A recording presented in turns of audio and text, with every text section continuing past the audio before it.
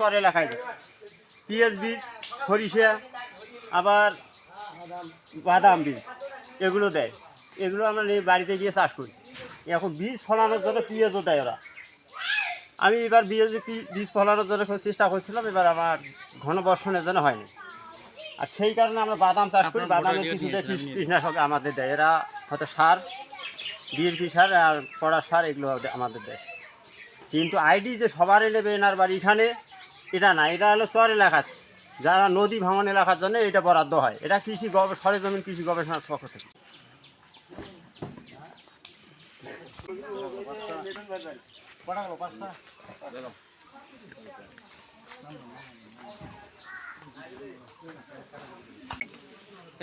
আব্দুল থেকে নেবেন।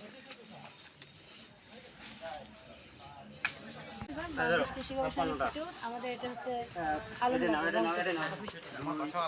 হচ্ছে আমরা তো কৃষি অফিস যেমন ওদের অফিস থেকে দিতে পারে, আমরা তো ওই পরিসরে কাজ করি না। আমরা যে পার্টনার প্রজেক্ট আছে ওখানে ইনপুট ধরা আমরা সেখান থেকে সার। এখন এটা আমরা এটা ফার্মার থেকে বিতরণ করি যখন ইনপুট।